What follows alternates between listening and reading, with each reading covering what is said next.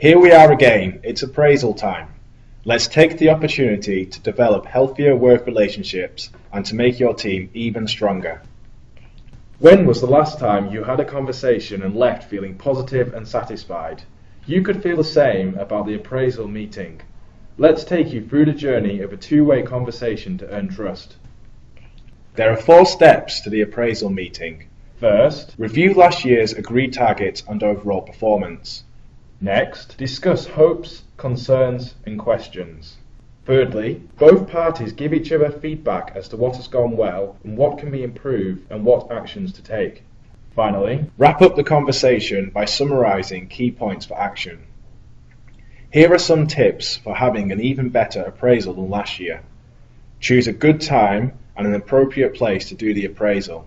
It should be face-to-face in a relatively quiet and private environment. If you choose to do it outside the office, make sure you record the details. One key thing for a productive conversation is to be prepared. If you are the appraiser, it is about collecting 360-degree feedback and planning the key points you want to say to get across. If you are not in the same office as the appraisee, ask the nominated contributor for more information. The conversation needs to be honest and two-way. Be prepared to ask open questions like, what were the highlights for you last year? What went well? What could have gone better? What questions do you have for me? What actions would you like to take? How can we turn those into smart goals? If you are an appraisee, think about the answers you might give to these kind of questions and be prepared to back up your answers with facts and figures. Think of questions you want to ask, including, how am I going? Am I progressing in your view? What could I be doing better? What do I do well? When we ask questions, we may receive answers we don't want to hear, which is challenging. At the appraisal meeting, don't be too quick to reject the difficult information because it is essential for our growth. We all have blind spots. Others will see our blind spots more clearly.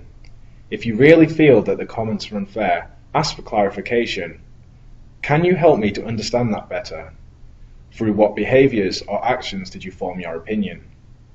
As for the appraiser, create a safe environment in which you and the appraisee can unpack issues and come up with suggestions for improvement collaboratively. Make difficult feedback as constructive and clear as possible.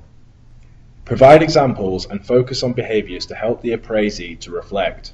Be inquisitive and empower them to think for themselves. Don't forget to commend the appraisees through specific examples to show that you're aware of their contributions. Even the best team members need to hear that they are adding value to the team. For both appraiser and appraisee, maintain the balance between confidence and modesty when expressing your view. For example, this is what I think. What do you think? There is space for both parties to contribute. Don't wait until this time next year to have the next conversation. Give and seek feedback at the time the situation arises.